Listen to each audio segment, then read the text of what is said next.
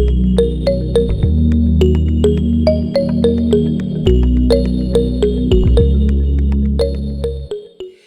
YouTube, it's your girl Justnaturallytiff, and I'm back with another video. So in today's video, as you can see, I'm going to be sharing with you my end of the year TBR, and I do have to admit that my end of the year TBR is quite ambitious for me. I do have a full-time job, so I cannot just read all day every day. Typically I read about 3 to 4 books a month, and I have about 7 books on my TBR. I only have about 2 more books until I reach my reading goal, so I know I'm going to reach my reading goal this year. But there are so many books that I want to read. There's so many new books that I've purchased, and I also want to read some Christmas books, so I just have a lot going on. Like I said, I have about 7 books on my TBR, and I just wanted to share them with you guys. If you have read any of these books, put your recommendations and your comments down below. If you guys say that the book is good, it's going to make me want to read it more, or it's going to bump it up on my list, so I'm going to get to it quicker. But yeah, like I said, if you read it, put it down below. Let me know what you thought about it, and I will share in 2024. I'll share with you what books I actually got to. Number 1 on my end of the year TBR is actually a book that I've already started reading, and it is This Could Be Us by Kennedy Ryan. I got the arc and I've already started reading it, and girl, it is good. My jaw literally has dropped reading this book, and I'm only 28% done with the book. I'm probably gonna finish it in the next couple of days because the book is so good. I thought it couldn't get any better than Josiah and Yasmin. I was like, okay, what's she gonna do? Because we met Soledad in the first book, and I was like, okay, but once you actually get into her story, it's a lot going on. It's a lot going on. So we met her husband Edward in the first book in Josiah and Yasmin's story, so we know a little bit about him already, and we know that her girls do not like him. They are not fans of Edward, and I don't blame them. Now once you get into this book, you are really not gonna like him. It is crazy what's going on and what Soledad is going through. All of this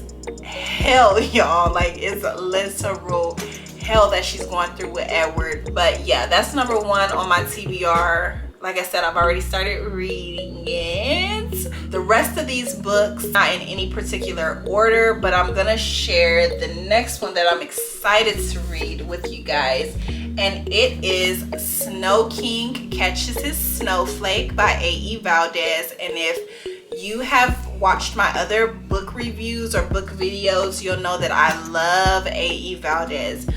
I love her writing. It's so easy to read, and just her stories are just so like fluffy and happy, and just I love her books. They're just the best romance books.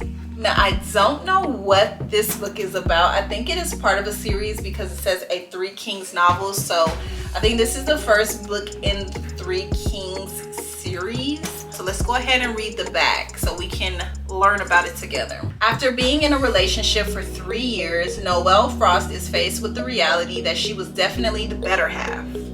Her friends, ecstatic she's dropped the dead weight of a cheating boyfriend, urge her to get away for the holiday and take some time for herself. Not sure if that'll fix anything, but willing to try, she books a last-minute trip to the world-renowned Mistletoe Mountain Resort.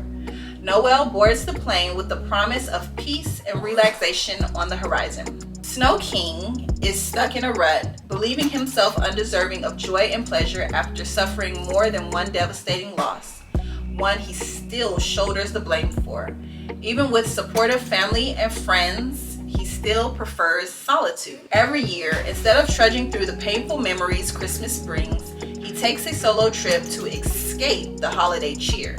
Typically, that's anywhere that doesn't remind him of the season. But this year, his well-meaning assistant books him a trip to the North Pole reincarnate. An overbooking accident, one disrobed guest, and a nasty run-in with pepper spray tell a Christmas story in a way that you won't believe. So that sounds so good, and I think it'll definitely put me in the Christmas mood. So I am excited to read this one. Like I said, Valdez is one of my favorites, so I know this is gonna be good, and I will definitely let you guys know what I think once I finish reading it. Now the next book on my TBR is one that I've been wanting to read. It is called Ace of Spades, and I do not know how to pronounce this author's name, so I am not gonna butcher it.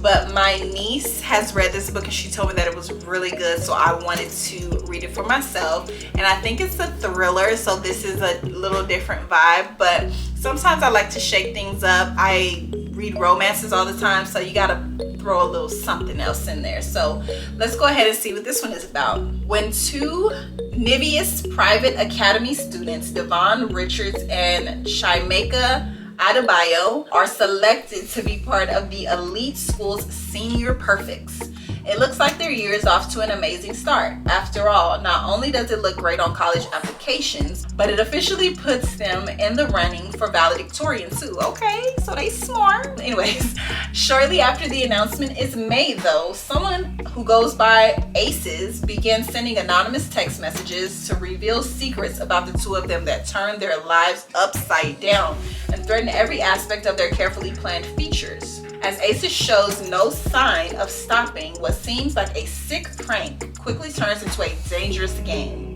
With all the cards stacked against them, can Devon and Chimaika stop Aces before things become incredibly deadly? Gosh, deadly in high school? That sounds amazing. Sounds crazy, but sounds amazing. So I am looking forward to reading this one as well. The next book on my TBR is actually one that I don't have the physical copy for. It is called The Holly Dates by Brittainy Cherry, and I'll put a picture of that up here. Let's go ahead and read what this one is about. All she wanted for Christmas was a boyfriend for the holidays. All he wanted was for her to take her crappy first dates elsewhere. Quirky Holly Jackson was unlucky in love, yet her romantic heart refused to give up her search for companionship, even after her fiance left her at the altar on Christmas Eve. Grumpy restaurant owner Kai Kane wanted nothing to do with love after his last relationship crashed and burned. Romance was the last thing on his mind. Unfortunately for him, when an eccentric Holly kept entering his restaurant nightly with a different first date, his annoyance grew. When Kai volunteered to help Holly find a suitor, it was only for one reason: to get her out of his restaurant and on a second date with someone at a different location. Once Kai became Holly's dating coach, her confidence grew. It was all going great until Kai became increasingly jealous of the connection Holly developed with another man. The more Holly fell for Kai's pick for her, the more overprotective he became. Kai quickly realized that all wasn't fair when it came to love and the holidays. He was gonna have to step up his game if he wanted a shot at the ultimate prize, being Holly's favorite date. Gosh, so okay, this sounds like a grumpy sunshine. Like he's a grumpy restaurant owner and she keeps coming in here annoying him. Like this is gonna be a good one. It says The Holly Dates is a steamy, full-length romantic comedy that will put you right in the Christmas spirit. So yes, this is exactly what I'm looking for, and I am excited to read that. Okay, so the next book on my TBR is called The Last Sad Love Song, and it's by Kimberly Brown. And I think I got this recommendation off of YouTube. I think one of my favorite booktubers, Shaughnessy, I think she was the one that I got this recommendation for. And I remember when she described it, it just sounds so good, like I had to read it. I don't remember what it's about, but let's go ahead and rediscover that together. So I'm gonna read the synopsis. Callie Palmer is 1 year fresh out of a relationship with a heartbreaking end.